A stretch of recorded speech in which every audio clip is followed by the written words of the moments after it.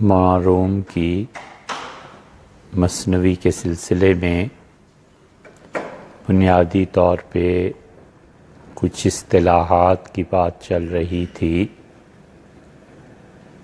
جنہیں مولانا بار بار استعمال کرتے ہیں۔ اللہ تعالیٰ کے انکار، خدا کا نہ ماننا اور ادیان کو باطل قرار دینا ایک بہت بڑی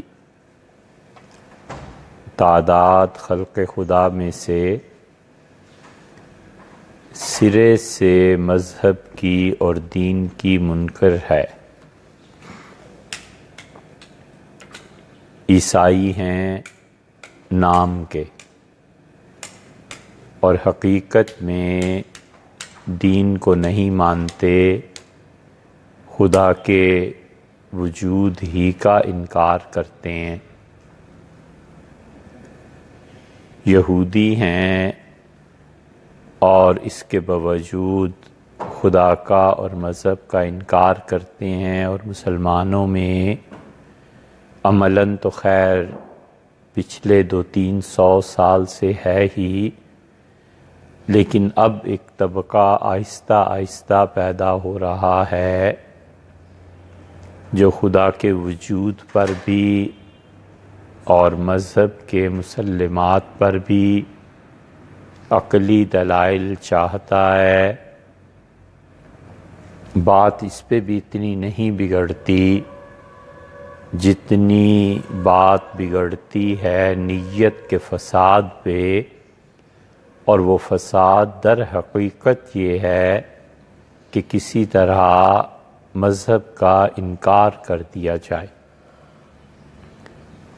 اور ایک نیا مذہب، ایک نئی ملت، ایک نیا گروہ جو پوری دنیا میں اٹھا ہوا ہے، اور یہ کوئی نئی چیز نہیں ہے، زمانہ قدیم میں بھی ایسے لوگ پائے جاتے تھے، ان کا اصل مذہب اباحت ہے کہ ہر گناہ مباح ہے، جائز ہے، بس اتنی بات۔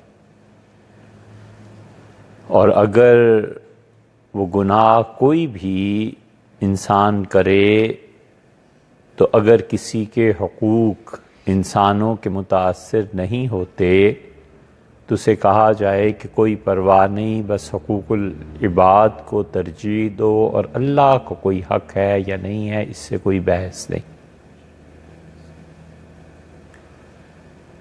تو یہ جو انکار خدا اور انکار مذہب کی وبا آہستہ آہستہ پھیل رہی ہے، یہ ایسی چیز ہے کہ یورپ، امریکہ وہ تنگ آ بھی رہے ہیں ان کے مفکرین، اور ایک وقت آئے گا جب سر پکڑ کر روئیں گے کہ ہم نے جس پودے کی آبیاری کی اور سمجھتے تھے کہ پھول پڑیں گے، یہ تو در حقیقت کانٹے۔ یہ جو بیک ٹو پیویلین اور اصل گھر کی طرف اور اصل چیزوں کی طرف لوٹو، یہ مادی زندگی میں بھی ہے اور اخلاقی زندگی میں تو بہرحال اسے ہونا ہی ہونا۔ جو دوا، جو چیزیں، جو سہولیات کے نام پہ دنیا کو دیا تھا، اب اس سے بھی رجوع آہستہ آہستہ ہو رہا ہے۔ اور اس وقت جو لوگ کہتے تھے کہ فطرت کا ایک نظام جاری ہے، مت ٹکر لو اس نظام سے، تو اپنے علم کے زوم پر فطرت سے ٹکر لی تھی۔ نتیجہ یہ کہ فطرت اب اپنا انتقام اس نے شروع کیا ہے، اور وہی دوائیاں اور وہی چیزیں جس پہ بڑا ناز تھا اب مہلک ثابت ہو رہی ہیں۔ بالکل اسی طرح انسانی اخلاقیات کا بھی یہ حال ہے۔ تو مولانا روم کی مثنوی، اسلام نے جو چیزیں پیدا کیں اور دنیا کو دیں، اور اللہ نے جو چیز عنایت فرمائی،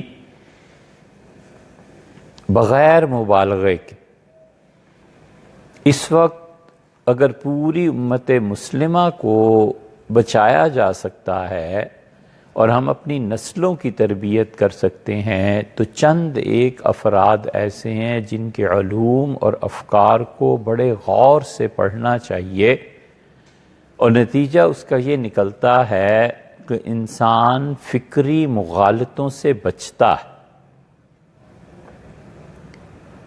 مثلاً یقین ہے، یہ یقین اتنی بڑی قوت ہے کہ اگر یہ اپنی جگہ پر کام کرے اور دعا پر اعتماد اور دعا اپنی جگہ پر کام کرے تو یہ یقین اور دعا امتوں کو بدل دیتے ہیں، افراد تو پھر اس کا ایک یونٹ ہے، ایک چھوٹی سی سطح۔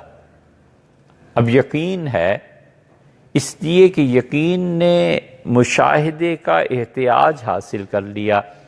بجلی ہے تو یقین ہے کہ یہ جلائے گی، پانی ہے تو یہ یقین ہے کہ یہ ڈبوئے گا۔ دنیا میں ہر چیز یقین ہی پہ مبنی، اور یقین کے ذریعے جو چیزیں بنتی ہیں، اللہ تعالیٰ کی ذات کا یقین یہ نہ ہونا اس لیے بھی ہو گیا ہے کہ انسان ماڈرن ازم میں آ کے انہوں نے انسان کو اور اس کے علم کو اس دنیا تک محدود کر دیا۔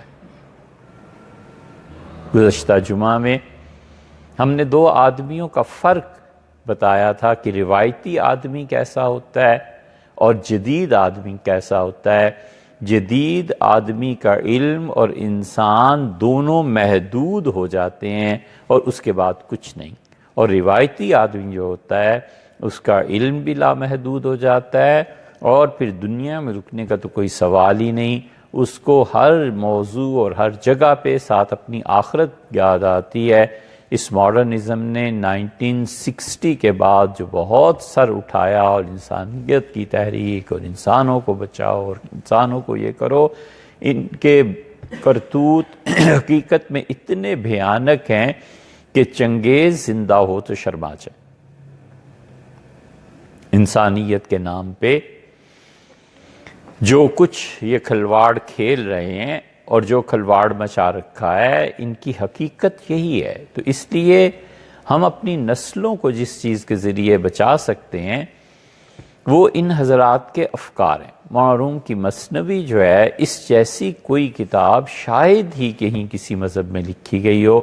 ہمیں چونکہ ظاہر ہے کسی بھی انسان کو زیادہ زبانیں نہیں آتی، لیکن جہاں تک علم ہے کہ عیسائیت، یہودیت، زرتشتی مذہب، کسی بھی مذہب و ملت میں جو تاریخ ریکارڈڈ ہے، اتنی بڑی چیز کہیں آئی جو کچھ مولانا روم نے مثنوی میں لکھا ہے۔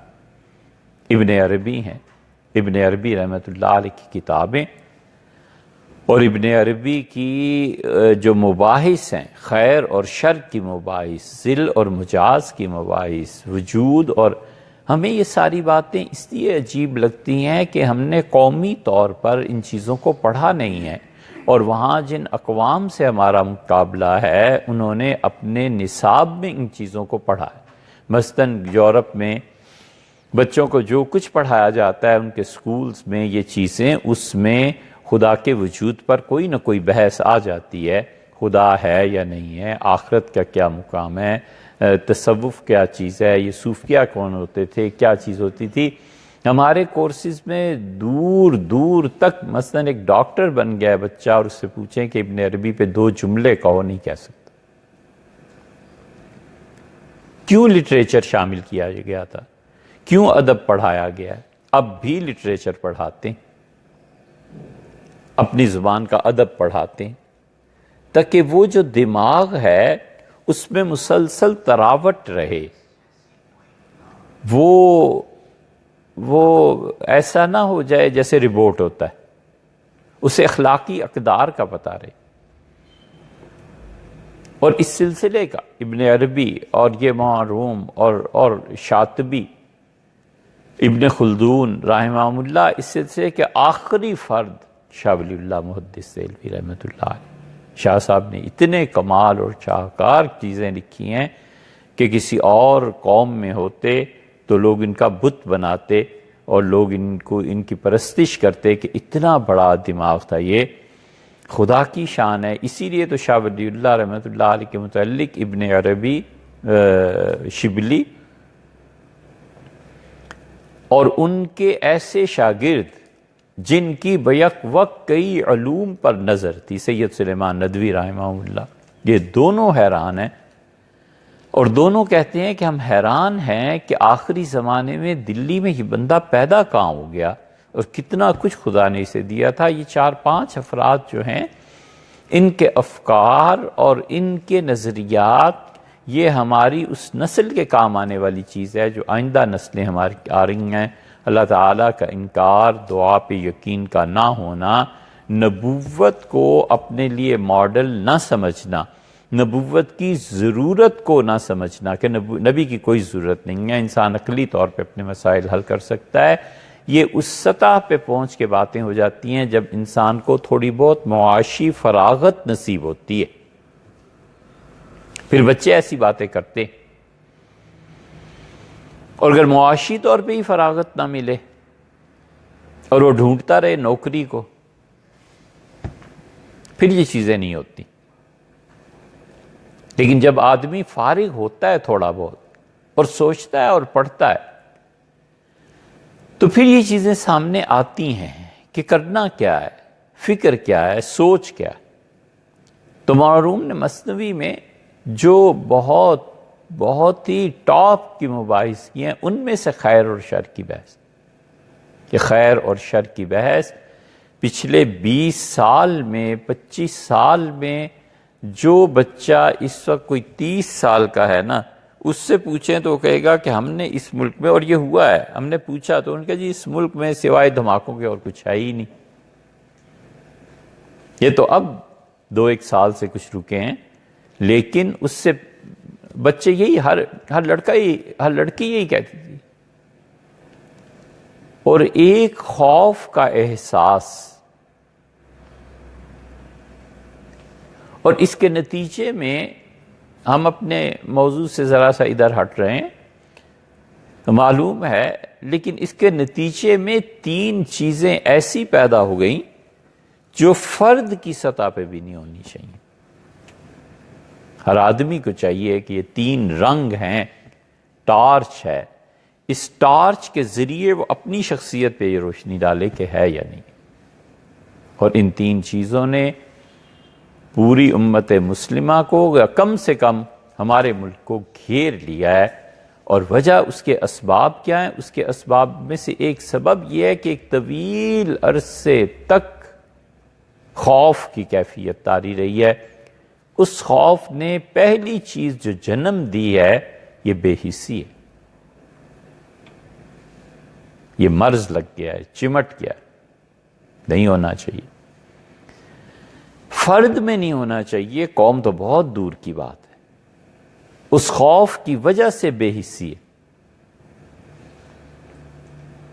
خوف ہٹ جائے تو آدمی ایک طرح سے غیر محسوس کرنے لگتا ہے۔ سعدی رحمت اللہ نے لکھا ہے نا کہ کشتی میں جا رہے تھے اور ایک بچہ پانی کے خوف سے رو رہا تھا کہ ڈوب نہ جائے کشتی، اور کشتی والا ملاح چلا رہا تھا، بڈھا آدمی تھا، اسے تجربہ تھا، تو لوگ ڈسٹرب ہو رہے تھے، ہر کوئی پکنک کی وجہ سے بیٹھا ہوا تھا۔ تو ملاح کو کسی نے کہا کہ اس بچے کا رونا سارا مزہ کرکرا کر رہا ہے۔ اس نے کہا اس کے والدین اجازت دیں تو علاج کروں۔ انہوں نے کہا یار کر دو، ساری کشتی تنگ آئی ہوئی ہے، سب لوگ تنگ آئے ہوئے ہیں۔ تو اس نے کہا اب بھی کرتا ہوں۔ اس نے بچے کا بازو پکڑا اور دریا میں، سمندر میں ایسے ڈبویا اور ایسے نکال لیا، اور کہا وہاں بیٹھو جا کے۔ بچہ چیختا رہا اور پھر چپ کر کے بیٹھ گیا۔ لوگوں نے کہا مرد دانا کیا جادو تھا؟ اس نے کہا اس پانی کا خوف تھا نا، تو اس پانی کے خوف کو میں نے دور کر دیا، اب کون سی چیز ہے جس سے ڈر کے رونا ہے؟ اسے بتا دیا۔ یہ علاج ہے اس کا۔ کبھی کبھی جس کیفیت سے آدمی ڈرتا ہے نا، اس سمندر میں ایک مرتبہ کود جائے کہ اچھا یہ ہونا ہے، ہو جائے، چلو آگے چلو اب. تو خوف کی کیفیت نے ایک طرح کی یہ جو چیزیں جنم دی ہیں ان میں سے ایک چیز بے حسی ہے، نہیں ہونی چاہیے. حضور اقدس صلی اللہ علیہ وسلم نے فرمایا کہ جس جگہ پر ایک آدمی بھوکا سویا نا، اللہ اس جگہ کی امان اٹھا لیتا ہے. امان کا مطلب یہ ہے کہ بادشاہ امان دیتا ہے، حکومت امان دیتی ہے کہ تم میرے شہریو رہو اور تمہیں کوئی تکلیف اور مصیبت نہیں پہنچے گی. پولیس اسی لیے رکھی جاتی ہے، فوج ملک کے امان کے لیے رکھی جاتی ہے، وغیرہ وغیرہ بہت مثالیں. اسی طرح انسانوں کے ساتھ خدا کو جو پیار اور تعلق ہے، اس بنا پر فرمایا کہ اگر ایک آدمی بھی بھوکا سویا، اسی لیے شریعت اجازت دیتی ہے کہ جب ضروریات زندگی تک متاثر ہونے لگیں، کھانا پینا ضروریات زندگی میں سے ہے، جبراً وصول کر لو. جنگوں میں جاتے تھے، جہاد پہ روانہ ہوتے تھے صحابہ کرام رضی اللہ عنہ، تو لوگوں نے ایک وتیرہ بنا لیا کہ جہاں مسلمان حالانکہ امن امان سے گزر رہے ہیں، کوئی مسئلہ نہیں ہے، خوف کی وجہ سے لوگ دکانیں بند کر لیتے تھے.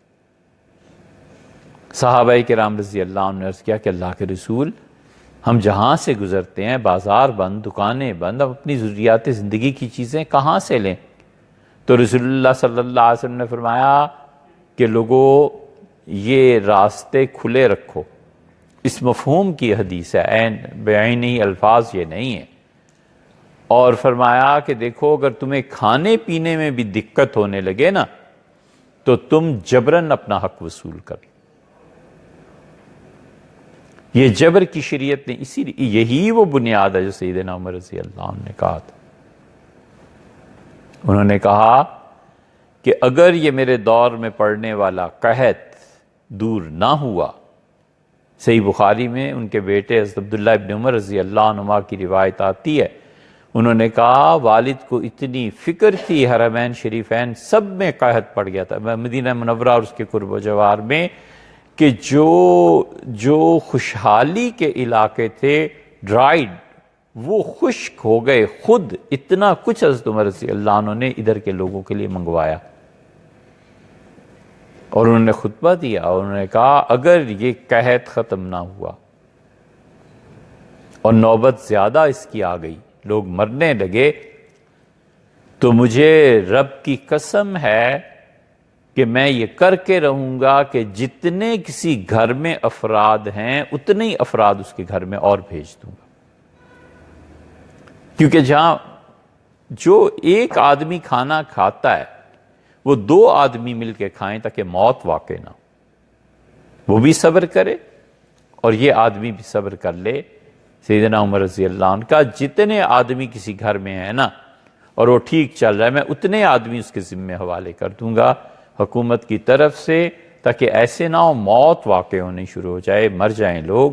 تو آدھا بستاً 4 آدمی ہیں تو 4 اور آ گئے، 4 کا جو کھانا تھا وہ 8 کے لیے آدھا آدھا ہو گیا. سیدنا عمر رضی اللہ عنہ اور انہوں نے کہا کہ اگر یہ قحط بڑھ گیا تو یہ یاد رکھیں جو مدینہ منورہ میں متمول لوگ ہیں، عبد الرحمن ابن عوف، سیدنا عثمان رضی اللہ عنہ وغیرہ، طلحہ رضی اللہ عنہ وغیرہ. کہا یہ حضرت طلحہ رضی اللہ عنہ اتنا مال، اتنا پیسہ تھا، ام المومنین رضی اللہ عنہا کے ساتھ جب گئے تو ساری جنگ کا خرچہ ایک آدمی نے اٹھا لیا. اتنے متمول، اتنا کچھ تھا. لوگ کہتے ہیں صبح ایک دن نماز کے فجر کے بعد نمازی بیٹھے ہوئے تھے اور ہر ایک 2 4 جو بھی تھے آئے دوڑتے ہوئے، ایک ایک صف میں ایک ایک آدمی اور دوڑتے ہوئے آیا، اور ہر نمازی کے سامنے اس زمانے کے 100 سکے اور 1 جوتوں کا جوڑا رکھ کے چلے گئے. جب نماز سے فارغ ہو گئے یعنی دعا وغیرہ کے بعد، تو ہم نے پوچھا یہ کیا ہے ہر ایک نے، تو انہوں نے کہا حضرت طلحہ رضی اللہ عنہ نے بھجوائے ہیں اور وہ گئے ہوئے تھے تجارت پہ تو انہیں بہت نفع ہوا. تو انہوں نے کہا کہ میں جہاں نماز پڑھتا ہوں ہر نمازی کو 100 روپے اس زمانے کے اور ایک جوتوں کا جوڑا میری طرف سے گفٹ کیا جائے۔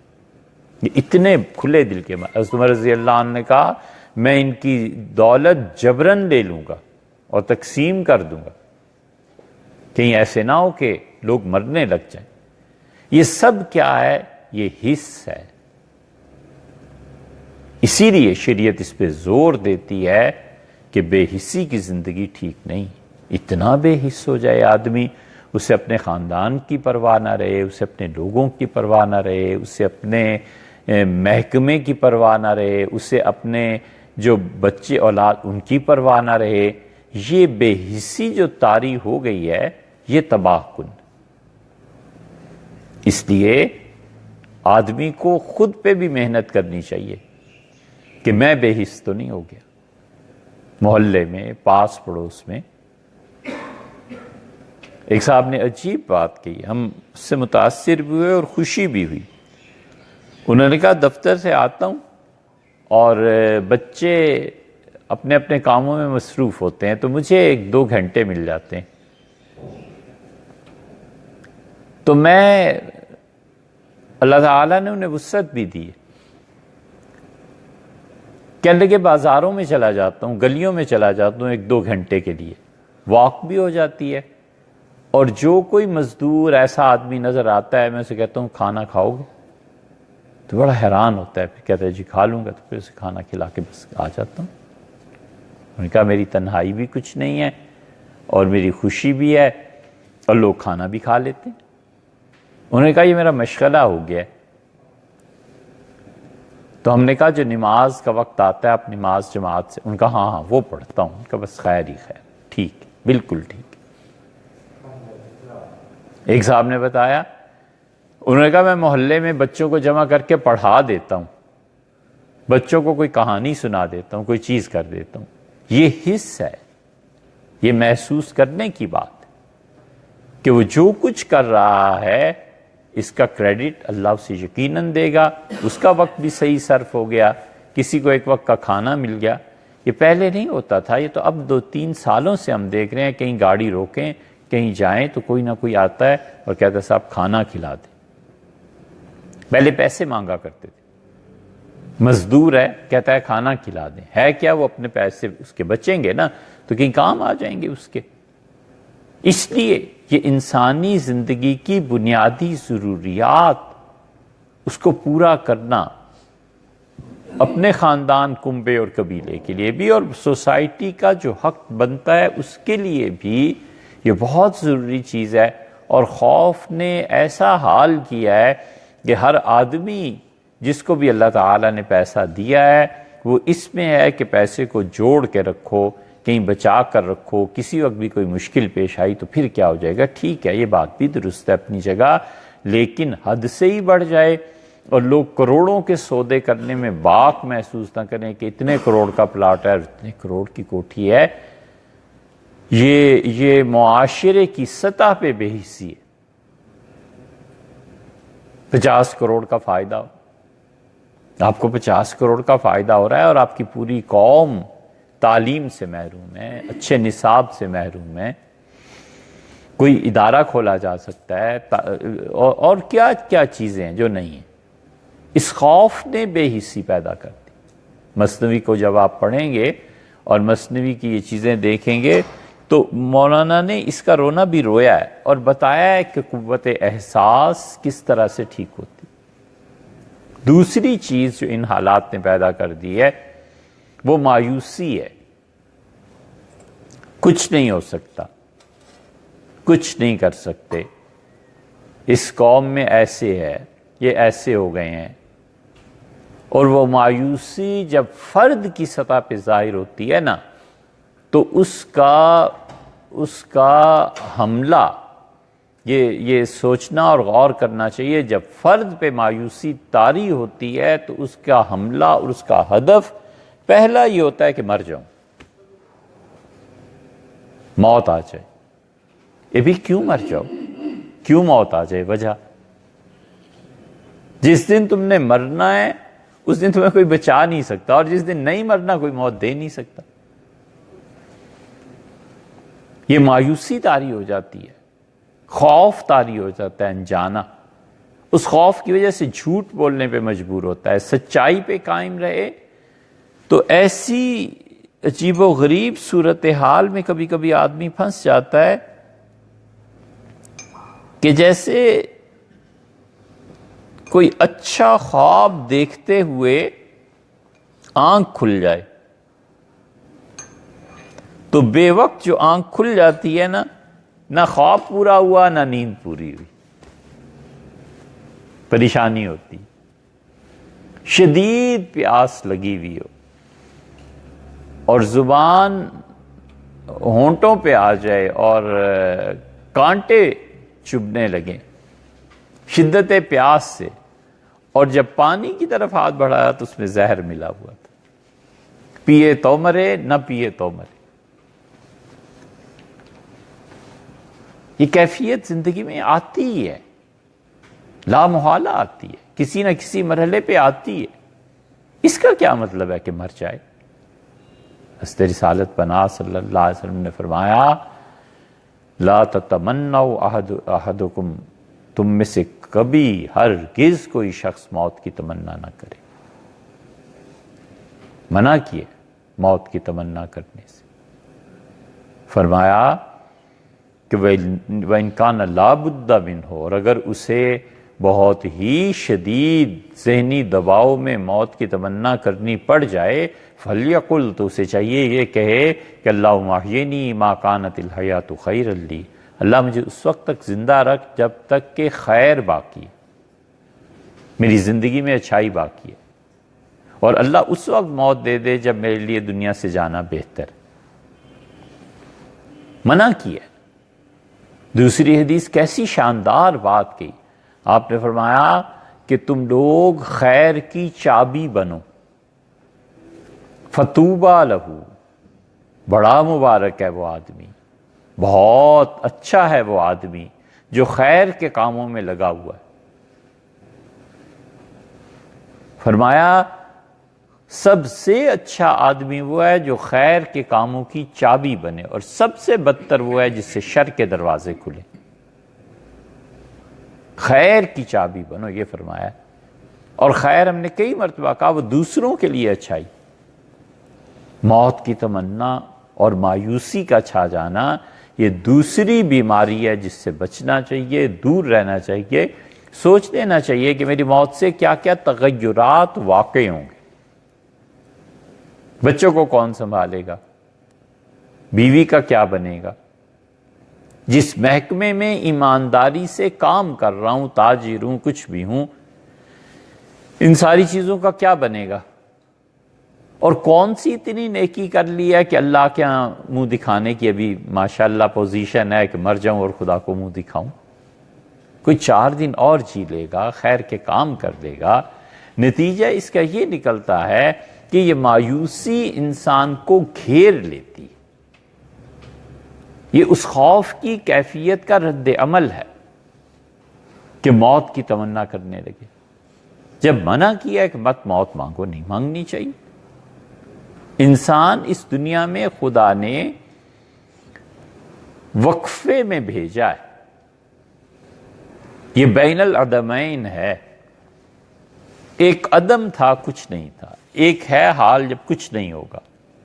ان 2 وقفوں کے درمیان انسان آیا ہے، اور اللہ تعالیٰ اپنی ذات پاک کا فیضان، اس کا ظہور جو ہے، اس کو ایک لمحے کے لیے اس کائنات سے ہٹا دے۔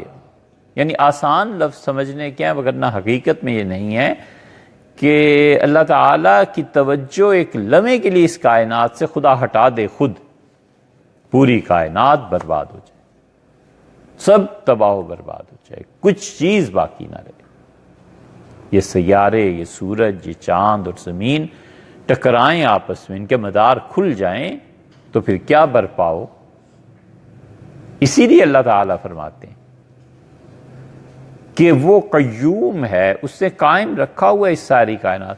تو یہ عدم یہاں بھی نفی، یہاں بھی نفی۔ معروم نے اس کو مثنوی میں خاص طور پہ بیان کیا ہے، جو مثنوی کی اصطلاحات ہیں نا، ہم بات تو وہ کر رہے ہیں مثنوی میں مولانا نے خاص طور پہ اس پہ زور دیا کہ تم کچھ نہیں تھے اور تم کچھ نہیں ہوگے، یہ جو درمیان میں تم آ گئے ہو، دونوں طرف اندھیرے میں ایک نور ذرا سا جو آ گیا ہے تمہارا وجود، تو اس وجود کو ان کا پرتو سمجھو، ان کا فیض سمجھو، ان کا فیضان ذات منزہ کا فیضان ہے۔ یہ اصل الفاظ یہ ہیں وہاں کہ ذات منزہ، اللہ کی ذات جو انسان کی عقل سے ماورا ہے، اس ذات پاک کا یہ فیضان ہے کہ کائنات ہے، ورنہ تو اس کی کوئی اصل نہیں۔ اس لیے آدمی مایوسی کی بجائے ان خیر کے کاموں کو سوچے جو اللہ اس سے لے رہا، اور کوئی حرج نہیں ہے وہ خیر کے کاموں کو اپنی طرف منسوب کرتا ہے، کوئی حرج نہیں ہے۔ کیوں اس کیفیت میں جینا چاہتا ہے؟ وہ صرف اتنا سا ہے کہ ایک آدمی کہتا ہے کہ میں نے یہ کام، ایک کہتا ہے اللہ کا شکر ہے اللہ نے مجھ سے یہ کام لیا ہے۔ تعبیر میں فرق پڑتا ہے لیکن حقائق میں بہت فرق پڑ جاتا ہے۔ اس لیے یہ جو روم کی مثنوی ہے نا، ہمارے علم میں نہیں ہے کہ اس جیسی کوئی کتاب کسی مذہب و ملت میں لکھی گئی، ریکارڈڈ ہسٹری میں ہمیں اب تک نہیں ملی۔ ہم ایک مرتبہ سوچتے بھی رہے، اس پہ بہت زیادہ تحقیق بھی کی کہ اس جیسی کوئی کتاب نہیں ہے۔ اس لیے جس نے کہا نا، یہ مولانا جامی کا شعر ہے، جامی رحمۃ اللہ نے کہا کہ قرآن پاک ہے فارسی میں،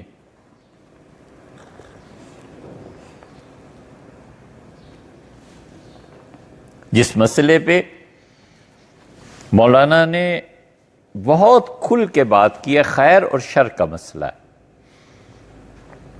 ہمارے موجودہ دور میں فکری سطح کی بلندی پر یہ خیر اور شر کا مسئلہ بہت بڑی چیز ہے۔ بچے بھی اٹھ کے سوال کرتے ہیں، وہ ایک طرح کا شعور یا ایک طرح کی آگاہی بڑھ رہی ہے نا، تو اب الہاد جو ہے اس نے جو دروازے کھولے ہیں ان میں سے ایک بڑا دروازہ یہ ہے کہ خدا کیا کر رہا ہے، افغانستان میں یہ ہو رہا ہے، شام میں یہ ہو رہا ہے، غوطہ میں یہ ہو رہا ہے، فلاں جگہ یہ ہو رہا ہے، فلاں جگہ یہاں پٹائی ہو رہی ہے، کدھر ہے اللہ؟ کیوں نہیں وہ کچھ کرتا؟ خیر اور شر، خدا قادر مطلق ہے، اور وہ کہتے ہیں کہ خدا علیم بھی ہے۔ جب اس کا علم بھی کامل ہے اور اس کی قدرت بھی کامل ہے، تو علم اور قدرت کے باوجود وہ مرنے دیے جا رہا ہے تو ہے بھی یا نہیں ہے؟ اور اگر ہے تو شر کیوں غالب ہے؟ اگلے اتوار کو تو نہیں ہوں گے، اس سے آئندہ یا پھر رمضان میں انشاءاللہ اس خیر اور شر پہ ضرور بات کریں گے انشاءاللہ، اور بڑی تفصیل سے۔ یہ خیر اور شر مستقل موضوع ہے کہ دنیا میں شر کیوں غالب ہے، خیر کیوں مغلوب ہے، بیماری زیادہ کیوں ہے، صحت کم کیوں ہے، غربت زیادہ کیوں ہے، تمول کم کیوں ہے۔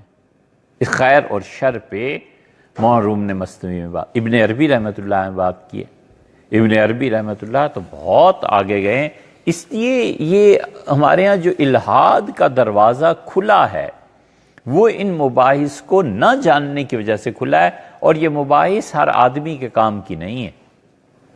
یہ مباحث جو ہیں یہ خیر اور شر کی، وجود اور عدم کی، اور اس طرح کی جتنی چیزیں ہیں، یہ اصل میں اساتذہ کے درجے کی چیزیں، یہ مشائخ کے اپنے درجے کی چیزیں، کہ جب وہ ان مباحث کو سناتے تھے، پڑھاتے تھے، تو تربیت ہوتی تھی ذہنی طور پہ بچوں کی۔ تو بچے جس یقین کے ساتھ مدرسے سے نکلتے تھے اس کا وجود نہیں رہا، اور کوئی برے معنی میں نہیں ہے، مثبت انداز میں سوچنا چاہیے۔ اس سارے نظام کو ختم ہو جانے میں بہت بڑا کردار جب تبلیغی جماعت کے حضرات اپنے راستے سے ہٹے تو اس کا بھی ہے۔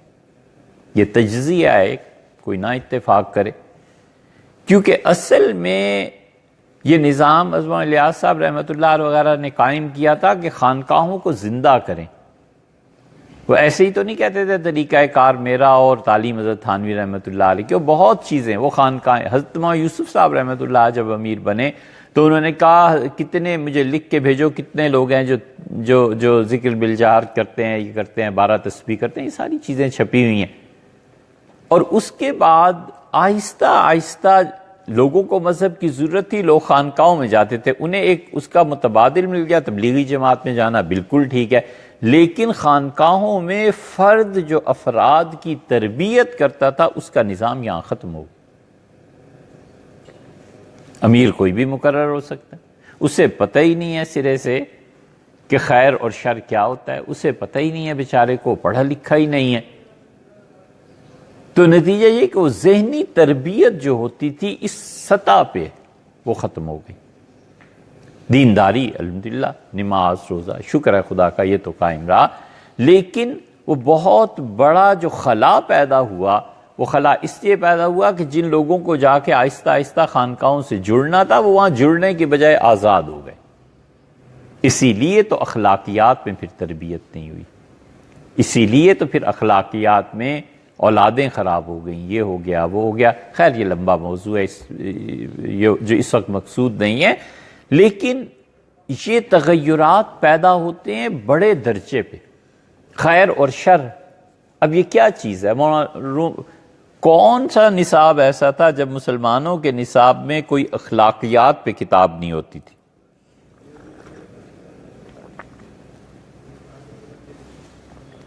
اخلاق محسنی پڑھاتے تھے، گلستان پڑھاتے تھے، شیخ سعدی رحمۃ اللہ کے بوستان پڑھاتے تھے، احیاء العلوم امام غزالی کی اس کے ابواب پڑھاتے تھے۔ پڑھاتے یہ تھے کہ یہ چیز ہے انسانی اخلاقیات، یہ چیز ہے جس میں مایوسی نہیں ہے، یہ چیز ہے جس میں امید ہے، یہ چیز ہے جس میں کہ انسانی مدارج اور ان مدارج کا احترام ضروری ہے۔ یہ ساری چیزیں مسلمانوں کے نصاب میں شامل تھیں، اس لیے اس خوف کی کیفیت نے جو تغیر پیدا کیا ہے وہ یہ کہ فرد سے لے کے اجتماعی سطح پر یہ چیزیں آ گئی ہیں کہ موت آ جائے، مر جاؤں، یہ ہو جائے وہ ہو جائے، کوئی خیال دلانے والا نہیں ہے کہ اس مایوسی اور موت سے تم نے کرنا کیا ہے، زندہ کیوں نہ رہیں، اچھے کام کیوں نہ کریں، آگے کیوں نہ بڑھیں، آنی آ جائے گی، ختم ہوئی بات۔ کوئی بتانے والا نہیں۔ سیدنا عمر رضی اللہ عنہ کے زمانے میں وہ ایک قبیلہ تھا اور وہاں اللہ تعالیٰ نے انہیں بڑی برکت دی تھی اور ان کے ہاں گھوڑوں کی پیدائش بہت زیادہ ہو گئی، اور سلطنتیں یہ بڑے دماغ چلاتے ہیں۔ یہ کبھی نہیں ہوتا کہ چھوٹا دماغ بڑے اخلاق کو پیدا کرے، دماغ کی وسعت بڑے اخلاق کو پیدا کرتی ہے۔ دماغ کی وسعت، اللہ کا خوف، اللہ کے ساتھ تعلق، بہت بڑی تبدیلی، اس پوری کائنات پہ اثر انداز ہونے والی تبدیلی 1960 کے بعد جو فلسفہ حیات شروع ہوا ہے اس نے پیدا کی ہے۔ ایک روایتی انسان 1950-60 تک بھی اس کا محور اور مرکز اللہ کی ذات تھی۔ عیسائی تھا، یہودی تھا، مسلمان تھے، برے تو ہوتے ہی ہیں ہر زمانے میں۔ لوگ عمومی طور پر سوچتے تھے کہ آخرت میں کیا ہوگا، مر کے جواب اللہ کو کیا دینا ہے، جیزس کیا کر رہے ہیں، وہ کیا کریں گے، ان کے وغیرہ وغیرہ جو شرک پہ مبنی تصورات بھی۔ لیکن خدا کا اس جدید فلسفے نے دنیا میں سب سے بڑی تباہی یہ مچائی کہ اللہ تعالیٰ جو محور اور مرکز تھا بغیر کسی زمانے اور کسی مکان کی حدود کے، اللہ کو ہٹا کے وہاں پہ انسان کو بٹھا دیا۔ بس ساری دنیا کے نظام میں انسانیت انسان کا کیا، اور اس ماڈرن سوسائٹی نے علم اور انسان دونوں کو محدود کر دیا اس دنیا تک۔ یہ حد بندی جو ہوئی نا اور آخرت کاٹ دی، یہ تباہی مچی ہے۔ اس لیے اس فکر نے، اس سوچ نے جو تباہیاں مچائی ہیں، ان میں سے ایک یہ کہ انسانیت کا ایسا بت بن گیا ہے کہ اگر حضرت رسالت پناہ صلی اللہ علیہ وسلم کی نبوت آخری نہ ہوتی تو خدا کوئی نبی بھیجتا اب اس بت کو توڑنے کے لیے۔ دنیا جہان کی خرافات انسانیت کے نام پہ کہ انسانیت۔ سیدنا عمر رضی اللہ عنہ کے زمانے میں اللہ نے انہیں برکت دی تھی، اور وہ بڑا دماغ تھا نا۔ یہ جو اخلاقیات کی تربیت ہوتی ہے، اس سے دماغ بڑا بنتا ہے۔ جب دماغ بڑا بنتا ہے تو پھر اخلاقیات بھی اس سے بڑے برآمد ہوتے ہیں۔ چھوٹا دماغ کبھی بھی بڑے اخلاق کا ثبوت نہیں دیتا۔ تربیت ایسے ہی ہوتی تھی، فرد سے فرد کی تربیت ہوتی تھی۔ امام غزالی نے قصہ لکھا، امام غزالی کی کتابوں میں جو احادیث آئی ہیں یہ زیادہ قابل اعتبار نہیں ہیں۔ امام غزالی رحمۃ اللہ علیہ لکھتے رہتے ہیں، وہ زیادہ قابل اعتبار۔ شیخ نے ابن تیمیہ رحمۃ اللہ اس پہ بڑا مضبوط اعتراض کیا، ان کا یہ ساری بالکل ٹھیک ہے، لیکن اخلاقی طور پر وہ قصہ، وہ روایت، وہ کہانی جو تغیر پیدا کرتی ہے سوچ میں، وہ بڑی زبردست بات۔ قصہ جھوٹا، نتیجہ سچا، یہ مثنوی میں بھی ہے، معروم نے بھی کیا۔ مثنوی جیسی کتاب دنیا میں ہمیں نہیں علم کے کسی چیز میں لکھی، کسی زبان میں لکھی گئی ہو۔ معروم نے ایسی کیا۔ ہمارے یہاں یہی ہوتا تھا اخلاقیات میں، کئی قصے، کئی بادشاہ، نام نشان ہی نہیں، قصہ بنایا ہوا جھوٹا، مگر اس کے نتائج سچے۔ اور جو وہاں سے یورپ سے یہ چیزیں آئیں، جنہوں نے بر صغیر پہ اثر انداز ہوئی بھی، قصہ بھی جھوٹا، نتیجہ بھی جھوٹا۔ کئی چیزیں ایسی، لیکن ہمارے ہاں قصہ چاہے جھوٹ پہ مبنی تھا، اور اس کی ایک وجہ یہ بھی تھی کہ اس وقت کتابیں زیادہ شیوع نہیں تھا، پھیلی نہیں تھی۔ جب پریس لگ گیا، کتابیں پھیل گئیں، تو اب انہی چیزوں کے شواہد صحیح احادیث سے بھی صحیح ثبوت۔ امام غزالی نے مثلاً ایک قصہ لکھا ہے کہ ایک آدمی شیخ کی خدمت میں حاضر ہوا، تو اس نے کچھ باتیں اپنی بتائیں، تو شیخ نے کہا کہ روزانہ، اسے کہا کہ کتنے پیسے، اسے کہا اتنے پیسے لے آؤ، تو ان کا روزانہ جا کر صبح ایک سکہ، یہ جو دریا بہ رہا ہے نا، اس میں پھینک کے آ جایا کرو۔ تو 2-4 دن اس نے پھینک دیے۔ پھر اس نے کہا حضرت دل میں ایک اور بات آتی ہے، یہ خیرات نہ کر دیا کروں، اللہ کی راہ میں انسانوں کا بھلا ہو جائے گا۔ تو فرمایا مال کی محبت دل سے نکلی نہیں، رنگ بدلنا چاہتی ہے، تاکہ یہ تمہیں تسلی رہے کہ تمہارا پیسہ کسی جگہ کام آ رہا ہے۔ اور میں نے جو علاج بتایا ہے وہ مال کی محبت کو دل سے نکالنے کا تھا، تاکہ تم مال کو بظاہر ضائع کر رہے ہو، ختم کر رہے ہو، اس سے جو دل پہ چھری چلتی ہے نا، وہ تمہارا علاج۔ سیدنا عمر رضی اللہ عنہ، وہ خدا نے بڑی برکت دی تھی، بڑا دماغ تھا، اس پہ خدا کرے کبھی رمضان میں اس مرتبہ موقع ملے تو ہم بتائیں کہ سیدنا عمر رضی اللہ عنہ کتنے بڑے آدمی تھے۔ اہل تشیع نے ان پہ اعتراض کیا، انہوں نے کہا عمر کے ذہن میں یہ تھا کہ گویا وہ نبی ہیں، والعیاذ باللہ۔ تو نبوت کے ارشادات میں انہوں نے ترمیم کی۔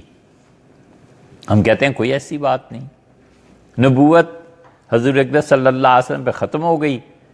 شہر میں ایک عہدہ تھا میئر کا، ڈی سی کا، اور 100 آدمی تھے، تو ایک کو ملنا تھا نا حضور صلی اللہ علیہ وسلم کو، اللہ نے منتخب فرمایا۔ ہر طرح سے پوری کائنات کا وہ خلاصہ تھے، اللہ کے محبوب تھے۔ سیدنا عمر رضی اللہ عنہ میں صلاحیت تھی، عہدہ نہیں تھا۔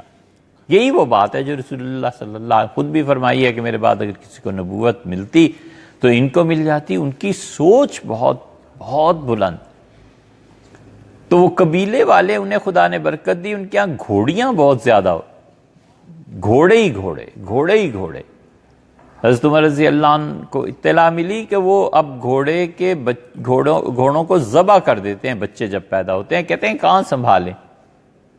سیدنا عمر رضی اللہ عنہ لکھا انہیں خط اور کہا کہ مت گھبراؤ، اور جب گھوڑوں کی پیدائش بڑھ گئی ہے تمہارے قبیلے میں تو اسے جو حاکم ہے اس کے حوالے کرو، میرے پاس بھیج دو۔ اور آخری فقرہ جو لکھا ہے، کیا دماغ ہے، فرمایا لکھا ہے کہ اور یقین مانو تمہارے بعد بھی دنیا آباد رہے گی۔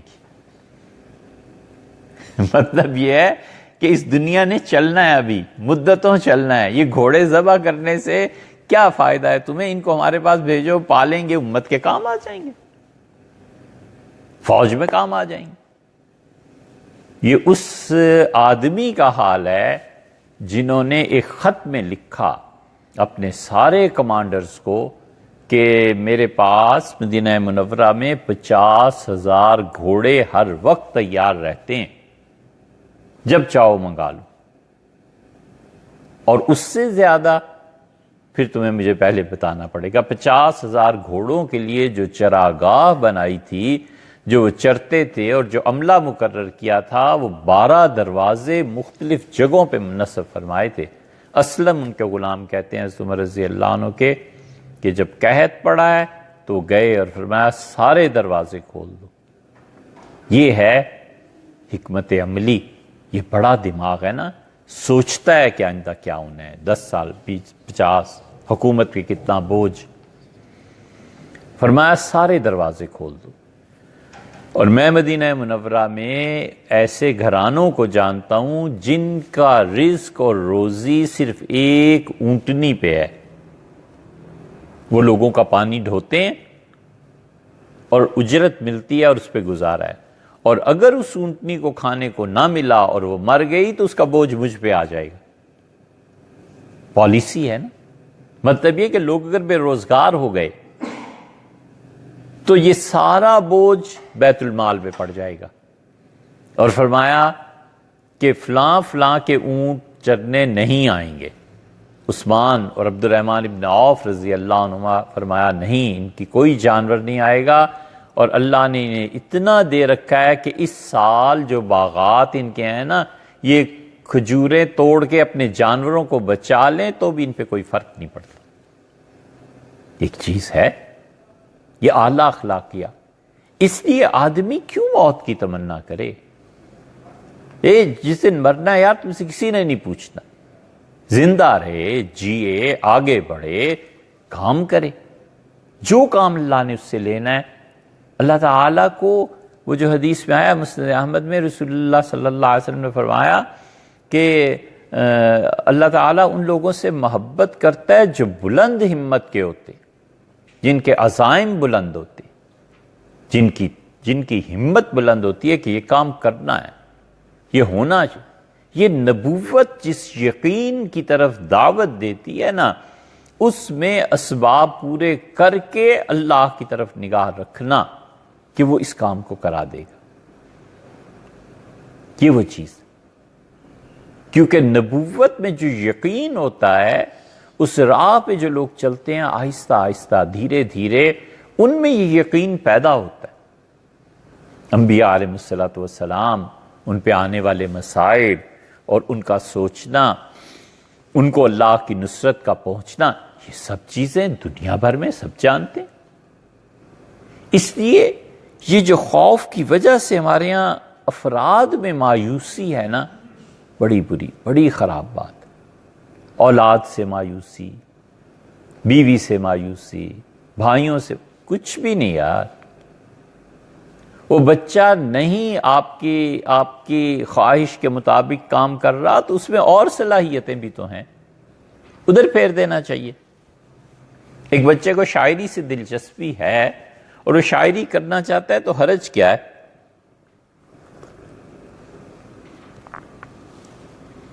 والد اسے انجینئر بنانا چاہتے، نہیں بنتا، معاشرے کا ایک مفید فرد بن سکتا ہے، ایک اچھا شاعر بن سکتا ہے، ایک اچھا ادیب بن سکتا ہے، ایک کہانی لکھاری بن سکتا ہے، اور بیسیوں چیزیں۔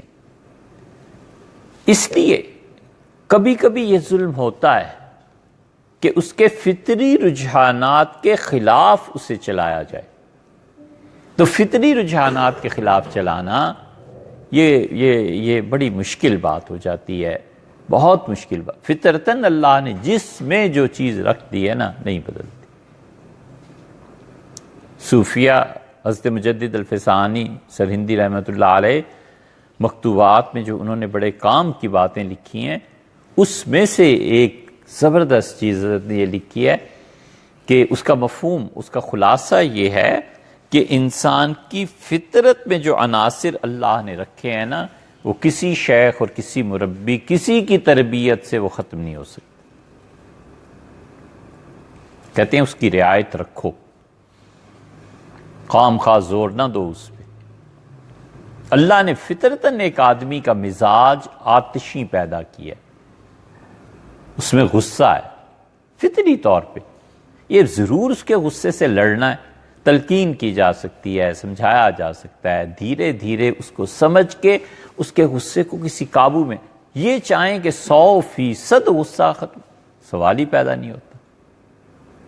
حضرت مجدد رحمۃ اللہ علیہ نے بڑا فطرت کا رعایت کی بات ایک جگہ فرمائی ہے، کئی جگہ ایسی مفہوم. ایک بچہ ہے، اس میں جذباتیت کی کیفیت ہے، اسے کسی حد تک کنٹرول کیا جا سکتا ہے، لیکن یہ کہنا کہ جذباتیت کی کیفیت کلیتاً معدوم ہو جائے نہیں ہو سکتا. مشائخ جو تربیت کرتے ہیں اور واعظ کہنے والے جو واعظ کہتے ہیں، ایک حد تک ہے بس، اس کے بعد بنیادی طبیعت کو کوئی نہیں کر سکتا. آپ دیکھتے نہیں، حضرت رسالت مآب صلی اللہ علیہ وسلم اس مقام تک پہنچے جو نہایت عزت اور ادب کا مقام تھا. ما زاغ البصر وما طغى، نگاہ اپنی جگہ سے ہٹی نہیں، ادھر ادھر دیکھا نہیں جا سکتا تھا. اتنا ادب کا مقام باری تعالیٰ کی بارگاہ. اللہ خود کہتے ہیں کہ حضرت رسالت مآب صلی اللہ علیہ وسلم کی نگاہ بالکل سامنے رہی، ادھر ادھر دیکھنے کو کوئی سوال ہی نہیں پیدا ہوتا تھا. اللہ کا اتنا ادب اور احترام. اور جب واپس آ رہے تھے تو آواز آئی بلند، جیسے رونے کی ایک آواز ہوتی ہے. صحیح احادیث میں، سیرت کی کتابوں میں دیکھ لینا، یہ حدیث غالباً مسند احمد میں بھی ہے. تو وہ ایک شخص یہ کہہ رہا تھا کہ ایک نبی جو میرے بعد آیا ہے، یہ کیا ہوا، اس کی نبوت مجھ سے بلند تر ہو گئی اور وہ اس کی امت بھی زیادہ ہو گئی. اور یہ تو فرمایا، میں نے پوچھا جبریل امین سے کہ اللہ کی بارگاہ میں یہ کون اونچا بول رہا ہے اور یہ کیا ہے؟ تو جبریل امین نے مجھ سے کہا یہ موسیٰ علیہ السلام ہے، اور یہ اللہ تعالیٰ سے شکوہ کر رہے ہیں آپ کے متعلق، اور اللہ نے انہیں اجازت دی ہے یہ خدا کے اونچا بول لیں. خدا نے انہیں اجازت دے دی. خدا جانتا ہے کہ نبوت کے باوجود مزاج میں حدت ایک چیز ہے، بس ٹھیک ہے، اللہ نے اجازت دی ہے انہیں اس چیز. اسی لیے حضرت موسیٰ علیہ السلام کے کچھ الفاظ جو قرآن میں آئے ہیں، یہ کوئی اور کہتا تو گردن ماری جاتی جو انہوں نے. ان ہی الا فتنۃ، یہ سب تیری ہی آزمائشیں. اتہلکنا بما فعل السفہاء منا، کیا یہ جو بے وقوفوں نے حرکت کی ہے اس کی وجہ سے ہم مارے جائیں گے؟ اس طرح کے کتنے جملے ہیں. یہ انسانوں کا مزاج ہے. اسی جو اس مزاج کی رعایت نہیں کرتا، فطرت سے ٹکراتا ہے نا. وہ 3 آدمیوں نے سیدنا علی رضی اللہ عنہ جیسی عظیم ہستی اس میں فطرت سے ٹکر کی بات لی نا، کہ سوئیں گے نہیں اور روزہ رکھیں گے اور شادی نہیں اور یہ نہیں اور وہ نہیں. حضور صلی اللہ علیہ وسلم نے فرمایا یاد رکھو، صحیح بخاری میں بالکل آغاز میں ہی ہے، فرمایا یاد رکھو جو فطرت سے ٹکر لے گا نا، نیچر سے، الا غلبہ، فطرت اس کو پچھاڑ کے رکھ دے گی، فطرت اس کو گرا دے گی زمین پہ. نہیں لیا جا سکتا. نہیں سوئے گا تو پاگل ہو جانا ہے، کیا کرنا. اس لیے اس فطرت کی رعایت رکھی گئی ہے.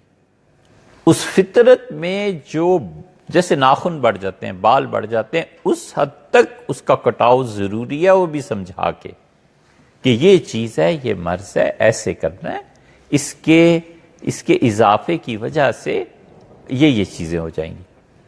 اسی لیے تو فقہا نے لکھا ہے، انہوں نے لکھا ہے کہ جس شخص کو یہ ڈر ہو کہ وہ اپنے غصے کی وجہ سے طلاق دے بیٹھے گا، اس کے لیے نکاح جائز ہی نہیں۔ دوسرے لفظوں میں کیا معنی ہے کہ اس کے لیے گناہ کا دروازہ کھول رہے ہیں؟ وہ کہتے ہیں گناہ کا دروازہ کھلتا ہے یا نہیں کھلتا یہ وہ جانے، لیکن اگر غصے پہ اسے قابو نہیں ہے اور وہ شادی کر بیٹھے گا تو ایک خاتون، ایک خاندان برباد ہو جائے گا، نہیں جا سکتے۔ وہ کہتے ہیں نکاح حرام ہے اس شخص کے لیے جس کو اپنے غصے پہ قابو نہیں۔ یہ سب چیزیں اسی کے ساتھ جڑ جاتی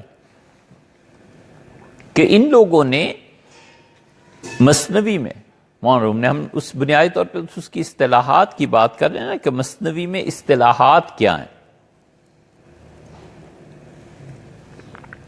معروم بار بار خیر اور شر کو جو باتیں کرتے ہیں، وجہ اس کی یہ کہ ہمارے ہاں الہاد کا جو دروازہ اب کھلا ہے امت میں، یہ خیر اور شر کی مباحث، ہیوم کو پڑھیں، ان لوگوں کو پڑھیں، انہوں نے خیر اور شر کی مباحث کو بنیاد بنا کر معاذ اللہ خدا کے ہونے کا تصور یا تو وہ دھندلا دیتے ہیں یا ختم کر دیتے ہیں۔ تم مانتے ہو اللہ حاکم مطلق ہے، اور تم یہ بھی مانتے ہو کہ اللہ کا علم ہے، پھر اللہ کے علم میں اتنے مسلمان مارے جا رہے ہیں، لہٰذا کیوں نہیں تم کچھ کرتے؟ خدا ہے بھی یا نہیں ہے؟ یہ ایسے سوالات ہیں اور ان کا جواب کوئی آسان نہیں۔ انشاءاللہ اللہ نے توفیق بخشی تو خیر اور شر کی یہ جو مباحث ہیں ابن عربی رحمۃ اللہ علیہ نے کی ہیں۔ ابن عربی نے تو کمال کی، کل پچھلی مرتبہ بات آئی تھی نا عیان ثابتہ کی، کہ انہوں نے کہا عیان ثابتہ میں اللہ نے جو کچھ تمہیں اختیار دیا تھا، تم نے جو کچھ منتخب کیا تھا وہی ہے۔ حضور اقدس صلی اللہ علیہ وسلم نے بھی فرمایا تھا کہ لما خلق لہ، چھوڑ دو، جس چیز کے لیے تخلیق کیا گیا ہے یہ ہو کے ہی رہنا ہے۔ وہی فطرت کی طرف اشارہ ہے۔ ہر آدمی کی فطرت میں خدا، فطرت میں جبر ہوتا ہے، فطرت میں اختیار نہیں ہوتا، یہ بنیاد ہے۔ فطرت میں جبر ہوتا ہے، زلزلہ آ جائے فطری چیز ہے نا، جبر ہے، کوئی کچھ نہیں کر سکتا۔ زلزلے کو کیسے ہٹا دیں گے؟ سیلاب آ جائے، طغیانی آ جائے، سیدنا عمر رضی اللہ عنہ کے ہوتے ہوئے قحط پڑ رہا ہے، فطرت کا جبر ہے۔ حضرت رسالت پناہ صلی اللہ علیہ وسلم کے ہوتے ہوئے بعض قدرتی امور پیش آ رہے ہیں، جبر ہے۔ غزوہ خندق میں شدید سردی پڑ رہی ہے اور شدید ٹھنڈی ہوائیں چل رہی ہیں، حضور صلی اللہ علیہ وسلم فرماتے ہیں کہ کوئی ہے جو خبر لا کے دے، اور بڑے بڑے صحابہ رضی اللہ عنہم پتا پانی ہو رہا ہے، کوئی ہے جو خبر لائے، بتائے مجھے باہر کیا ہو رہا ہے، فلاں جگہ کیا ہو رہا ہے۔ آخر زبیر رضی اللہ عنہ اٹھے اور رسول اللہ صلی اللہ علیہ وسلم فرمایا اس موقع پہ کہ ہر نبی کا کوئی نہ کوئی مددگار ہوتا ہے، اور دیکھو یہ زبیر میرے مددگار ہے۔ فطری چیز ہے، فطرت میں جبر ہوتا ہے، ہدایت میں اختیار ہوتا ہے، اس لیے فطری جو چیزیں نافذ ہونی ہی ہونی ہیں۔ پتہ ہے کہ بادل آ رہے ہیں، اب کہے کہ نہیں بارش، پتہ نہیں بارش ہو یا نہ ہو، تم نے تو کپڑوں کو اٹھا کر اندر رکھنا ہے نا بھائی، تم نے تو اپنا کام کرنا ہے کہ نہیں کرنا۔ یہ جب زلزلہ آیا اس کے بعد یہ عمارت تعمیر ہونی تھی، تو جو بھائی گئے ڈیزائن کے لیے تو ہم نے کہا کہ اس سے انجینئر جو بھی تھا، ہم نے کہا اس کو 9 سکیل پہ رکھنا ہے، اس کا سریا۔ کہنے لگے اس کے تو اتنا خرچہ، یہ چیز بڑھ جائے گی۔ تو ہم نے کہا حکومت نے کہا ہے، اور جو بڑے بڑے ماہر ہیں انہوں نے کہا 9 سکیل کی بلڈنگ آئندہ سے بنے گی، اس کی رعایت رکھنی ہے۔ تو کہنے لگے نہیں اللہ پہ بھروسہ کریں اور 7 کی رکھ دیں۔ میں نے کہا اللہ پہ بھروسہ ہی بھروسہ ہے، مگر یہ 9 پہ رکھنا ضروری ہے۔ بحث کرتے رہے، ہم نے کہا دین اور ان معاملات سے ذرا سا ہٹ کے اس پہ 9 پہ رکھ دیجئے، باقی باتیں اللہ نہ کرے ولیعذ باللہ کوئی کفر کا جملہ نہ وہ کہیں نہ ہم کہیں، لیکن اگر زلزلہ آئے گا 7 کا 8 کا گر جائے گی بلڈنگ. ہمیں بہرحال عالم اسباب کی رعایت رکھنی ہے. شریعت نے یہی سکھایا. اس یہ فطرت سے جو ٹکر لیتا ہے نا، حضور صلی اللہ علیہ وسلم الا غلبہ، فطرت غالب آ کے رہے گی. بغیر پانی کی گہرائی کا اندازہ کیے جو چھلانگ لگائے گا ڈوبے گا. اسے کسی سے کیا شکایت کرنی؟ ہدایت میں اختیار ہوتا ہے. فمن شاء فلیکفر، جس کا جی چاہے کفر کرے، جس کا جی چاہے وہ ایمان لائے، جس کا جی چاہے نافرمان، جس کا جی چاہے فرما بردار. یہ چیزیں. اور تیسری چیز جس سے فرد اور اجتماع دونوں کو بچنا چاہیے، وہ خام خواہ خواب دیکھنا ہے. اعتدال میں رہے، کام کرے، آگے بڑھے، لیکن خام خواہ لوگوں کو خیالی جنت میں لے جانا اور پلاؤ پکاتے رہنا بالکل ٹھیک نہیں. آدمی حقیقی دنیا سے نکل جاتا ہے آہستہ آہستہ. یہ ہو جائے گا اور وہ ہو جائے گا، ہو جائے گا جب ہو جائے گا. فی الحال اپنا کام کرو، دل جمعی کے ساتھ کام کرو، دل لگا کے کام، جو شریعت کا حکم ہے اس کے مطابق چلو بس. اللہ تعالیٰ نے جب کام لینا ہوتا ہے تو وہ اسباب اور وسائل کو اس رخ پر ڈھال بھی دیتا ہے. اور جتنا لینا ہوتا ہے نا بس اتنا ہی ہے، اس سے زیادہ کچھ نہیں.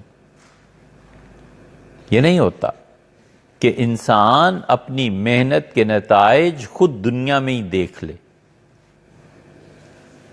اس کی محنت کے نتائج وَأَنَّ سَعْيَهُ سَوْفَ يَرَى، اور اس کی جو محنت ہے ہم اس کا جائزہ لیں گے. یہ جائزہ لینے والا جو علیم و خبیر ہے نا، وہ جانتا ہے کہ اس کی محنت کے ثمرات کو کہاں پر جا کر صحیح اپنی جگہ ملے گی. ساری زندگی کام کرتے رہے، بظاہر کچھ نہیں ہوا، لیکن اللہ کے اوامر اور نواہی کے مطابق تھا. ہو نہیں سکتا کہ یہ رنگ نہ لائے. یہ کریڈٹ اس کی اولاد تک پہنچ جاتا ہے. یہ کریڈٹ صدیوں بعد ظاہر ہو جاتا ہے. کچھ نہ کچھ ہوتا ہے، لیکن خام خواہ کی ایک اپنی خیالی جنت میں رہنا یہ انسان کو ایک طرح کا مریض بھی بنا دیتا ہے. نتیجہ یہ کہ جب وہ جنت گرتی ہے اس کے خیالات کی، مایوسی جنم لیتی. وَلِعِیَاذُ بِاللَّہ دین سے نکل جانے کا سامان پیدا ہو جاتا ہے. شیطان اس میں مدد کرتا ہے. خدا نے کیا وعدہ. صحیح چیز اگر اس میں دیکھنی ہو سورہ احزاب کو پڑھنا چاہیے. اللہ تعالیٰ نے 2 گروہوں کا ذکر کیا ہے. اللہ نے کہا یہ ایک گروہ ہے جب انہوں نے مصائب اور مشکلات اور تکالیف کو دیکھا تو انہوں نے کہا ما وعدنا اللہ ورسولہ الا غرورا. اللہ اور اس کے رسول صلی اللہ علیہ وسلم جو ہم سے وعدے کیے تھے سب کے سب دھوکہ تھا. اور آگے چل کے خدا دوسرے گروہ کے بارے میں کہتا ہے کہ جب انہوں نے ان مشکلات اور مصائب کو دیکھا تو انہوں نے کہا کہ ھذا ما وعدنا اللہ ورسولہ، یہ وہ چیز ہے جس کا اللہ نے اور رسول صلی اللہ علیہ وسلم نے ہم سے وعدہ فرمایا تھا. یہ تو چیزیں پیش آنی ہیں، زندگی نے اسی طرح بڑھنا ہے. اسباب اور وسائل ان چیزوں نے اسی طرح آگے چلنا ہے. یہ کبھی نہیں ہوتا کہ کوئی آدمی ایمان کا دعویٰ رکھتا ہو اور اس کی جانچ نہ ہو. نہیں ہوا کرتا. ایمان اور جانچ لازم و ملزوم. ضرور آزمایا جائے گا، کہیں نہ کہیں پہنچے گا آزمائش. اور ہر آدمی کی آزمائش اپنے درجے کے مطابق ہوتی ہے. نبوت کی جو آزمائش ہے عام انسان اس سے گزر ہی نہیں سکتا.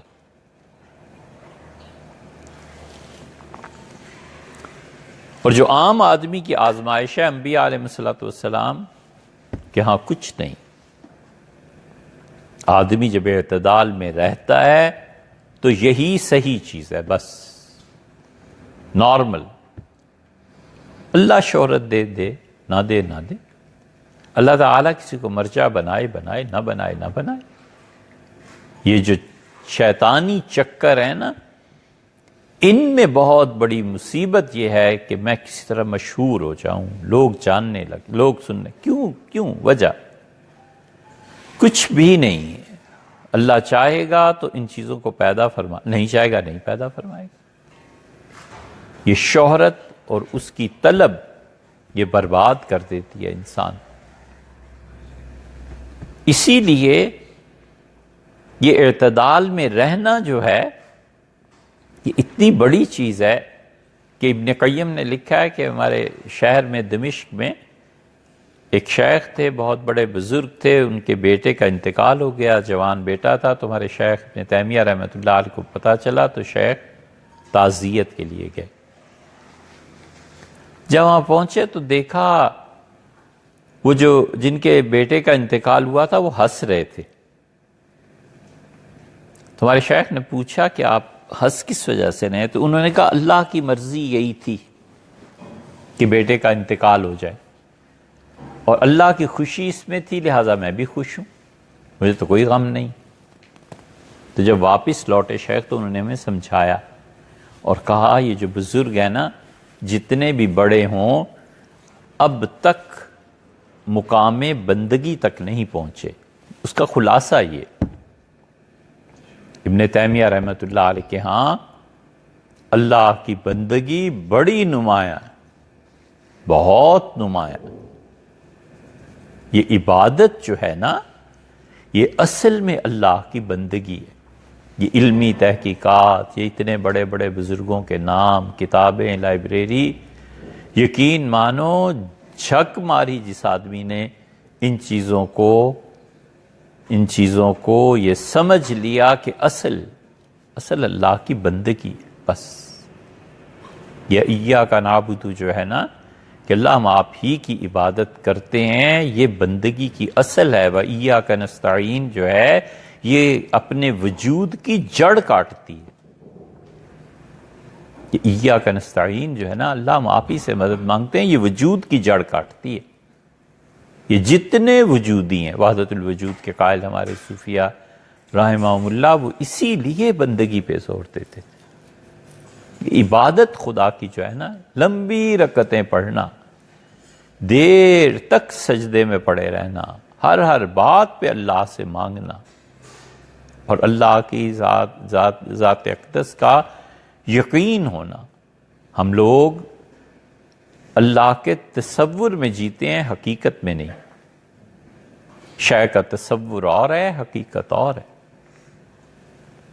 اللہ کی حقیقت کا جتنا احساس غالب آتا ہے نا، انسان اتنا ہی سنورتا ہے. تصور ہے بس اللہ ہے. اگر یہ تصور حقیقت میں بدل جائے نا کہ اللہ ہے، تو اپنے وجود سے شرم آتی ہے کہ میں ہوں کیوں، میں کچھ نہیں ہوں. اسی لیے سایہ جو ہے نا وہ ہے کیا؟ ذلی وجود ہے نا، سایہ ہے نا، حقیقت نہیں ہے. وجود حقیقت میں اللہ کا ہے، اور وجود کے علاوہ جو سایہ ہے اس کی اصل نہیں ہے، مٹ جانے والی چیز ہے. شیخ میں بندگی کا ذوق بڑا غالب تھا ابن تیمیہ رحمۃ اللہ علیہ. ابن قیم ابن قیم کے حالات پڑھیں، پتہ ہی نہیں چلتا ابن قیم ہیں کیا، کتابیں ہی ہیں بس، باقی بالکل فنا ہے ابن تیمیہ رحمۃ اللہ علیہ.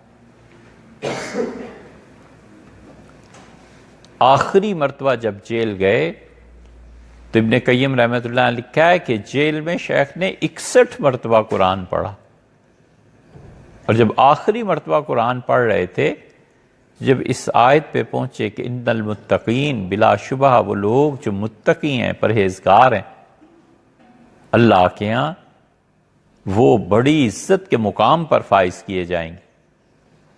یہ آیت پڑھی اور جان نکل گئی. ہمارے شیخ مولانا ابو الحسن علی ندوی رحمۃ اللہ علیہ سورہ یاسین پڑھ رہے تھے، اور جب اس پہ پہنچے سلام قولا من رب الرحیم، یہ آیت پڑھی اور جان نکل گئی۔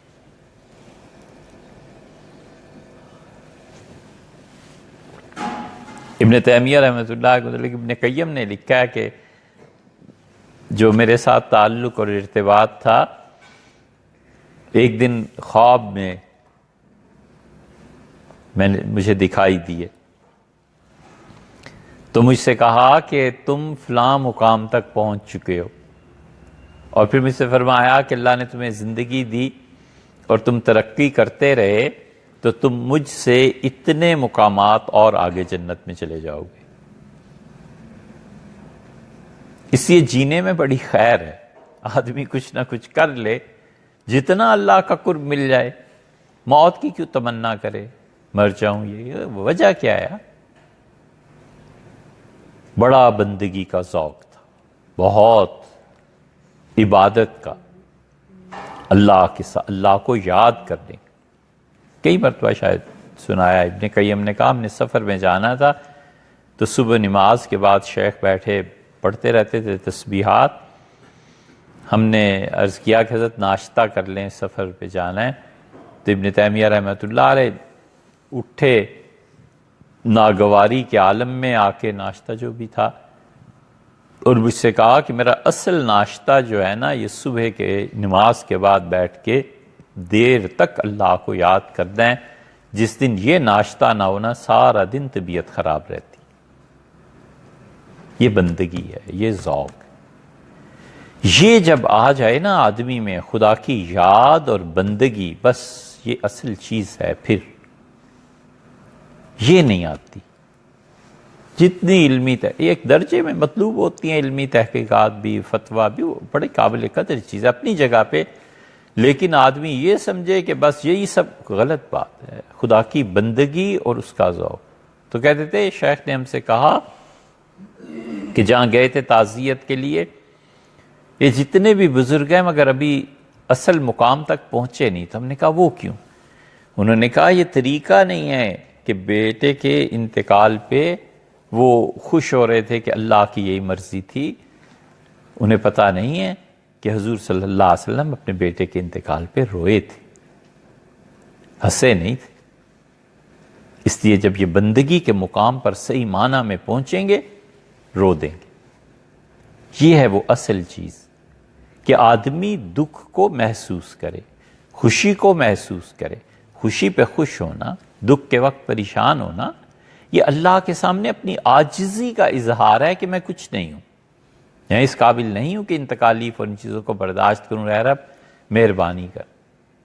یہ سب چیزیں ایسی ہیں جو انسان کو اعتدال میں رکھتی ہیں، کیونکہ فرد کا وفادار ہونا مطلوب ہے، صحیح ہونا مطلوب نہیں ہے۔ بس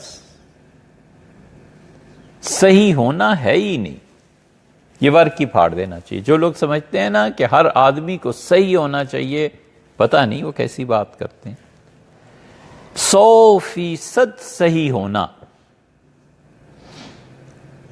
اگر انسان کا معیار یہ ہے تو یہ تو انبیاء علیہ الصلوۃ والسلام سے جو اجتہادی لغزشیں ہوئی ہیں وہ کہاں جائیں گی؟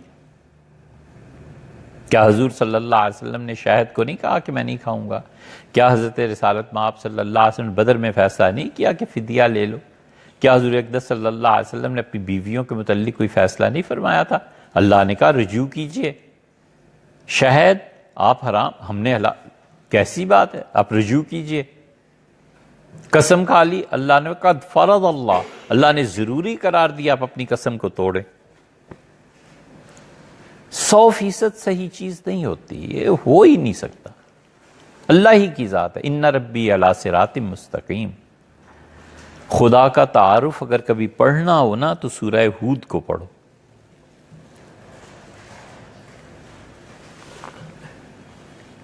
سورہ ہود کو غور سے آدمی پڑھے تو اللہ تعالیٰ کا تعارف ملتا ہے۔ انبیاء علیہ السلام خدا کا تعارف کراتے ہیں۔ ایک نبی علیہ الصلوۃ والسلام اسی صورت میں کہتے ہیں ان ربی علی صراط مستقیم، میرا پروردگار صحیح راہ پہ ہے۔ اسی صورت ان ربی رحیم ودود، میرا رب تو بہت ہی مہربان، بار بار رحمت کرنے والا اور محبت کرنے والا ہے۔ اس طرح کے جملے، ان ربی قریب مجیب، اور اس سے کہا لوگوں اس سے مانگو، میرا پروردگار تو بہت ہی قریب ہے اور دعاؤں کو قبول فرمانے والا ہے۔ سورہ ہود میں جتنا اچھا تعارف ایک ہی جگہ پہ انبیاء علیہ السلام نے اللہ تعالیٰ کا کرایا ہے، قرآن میں کسی جگہ اور نہیں۔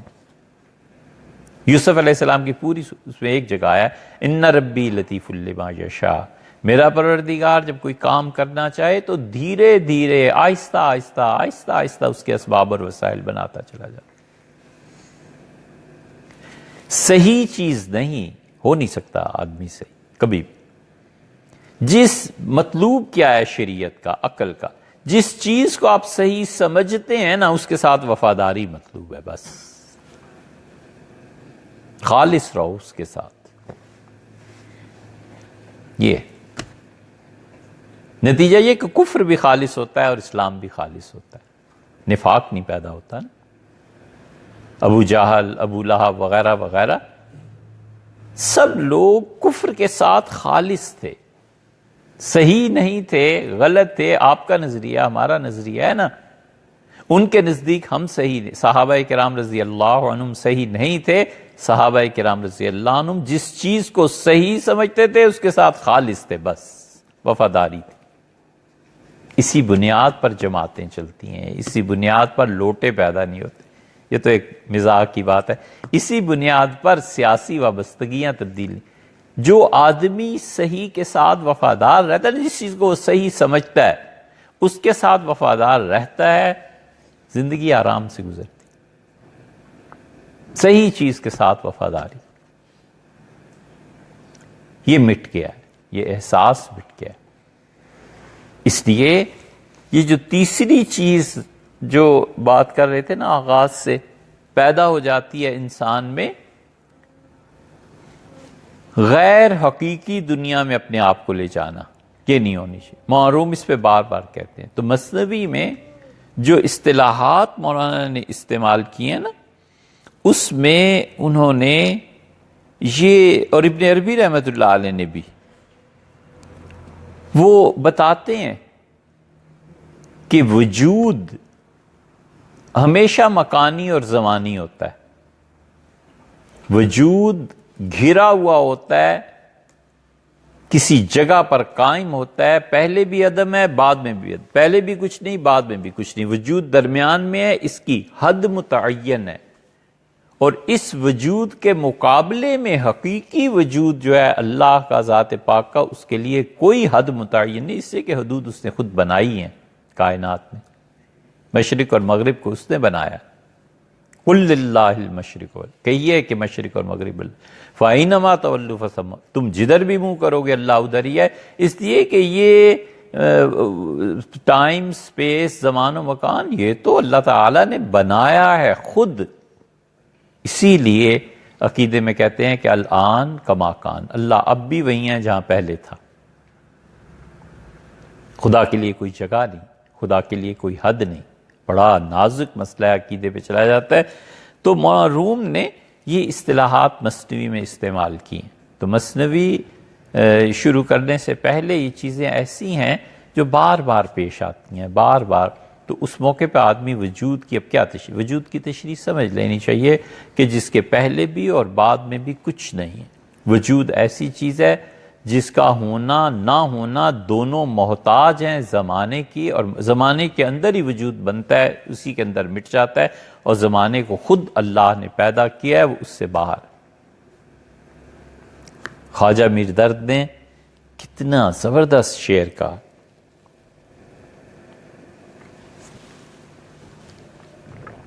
خواجہ میر درد نقشبندی تھے نا، صوفی رحمہ اللہ، تھے وحدت الشہود کے قائل، لیکن ان پہ وحدت الوجود کی کیفیات بڑی غالب تھی۔ چھوٹا سا دیوان ہے ان کا، زندگی میں چند ایک شعر انہوں نے کہے ہیں، چند ایک غزلیں کہی ہیں، لیکن جو کہا ہے سو کمال کا کہا، کمال کا کہا ہے۔ دیوان ان کے لمبے چوڑے نہیں، چھوٹا سا ہے، لیکن جو کلام ہے ایک سے ایک حقیقت کی بات۔ خواجہ میر درد رحمۃ اللہ علیہ، یہ میر اندلیب کے بیٹے تھے، اور وہ بیعت تھے شاہ عبد العدل رحمۃ اللہ علیہ سے، اور وہ خلیفہ تھے شاہ آفاق صاحب رحمۃ اللہ علیہ، اور شاہ آفاق صاحب رحمۃ اللہ علیہ خواجہ نور محمد صاحب بدایونی کے، پھر حضرت خواجہ معصوم اور حضرت مجدد رحمۃ اللہ علیہ، یہ سارا سلسلہ ان کا اس طرح چلا تھا۔ وہ جو مشہور غزل ہے نا، دکھائی دیے یوں کہ بے خود کیا، مجھے آپ سے بھی جدا کر چلے، یہ انہی کا کلام۔ ایک جگہ کہتے ہیں، تو زمانے سے باہر اور مجھے، تو زمانے سے باہر اور مجھے رات دن انتظار گزرے۔ اے رب تو زمانے سے باہر ہے، زمانہ تو نے پیدا کیا ہے، میں تیری طرف آنے کے لیے راتوں اور دنوں کے پیمانے سے ناپ رہا ہوں، میں نہیں پہنچ سکتا، کھینچ لے مجھے۔ اسی لیے یہ جو پچھلی چند صدیاں ہیں، ان میں جذب زیادہ ہے، سلوک کم ہے۔ پہلے جو مشائخ ہوتے تھے ان میں بڑا مجاہدہ، یہ چیزیں ہوتی تھیں، چلتے تھے مسلسل، اللہ تعالیٰ کی عنایات اور مہربانیاں ہوتی تھیں۔ اب چند صدیوں سے ایسے ہے کہ جذب، یعنی خدا جلدی کھینچ لیتا ہے، خود کھینچ لیتا ہے، خود اپنی طرف، یہ چیز ہو گئی۔ تو یہ معروم کی اصطلاحات ہیں۔ آئندہ ہفتے تو نہیں، 23 مارچ کو، 30 مارچ کو پھر انشاءاللہ امید ہے شاید خیر اور شر کی بحث شروع کریں کہ خیر اور شر در حقیقت ہے کیا۔ اس پہ پہلے بھی کچھ بات ہوئی تھی، لیکن انشاءاللہ آئندہ بات کریں۔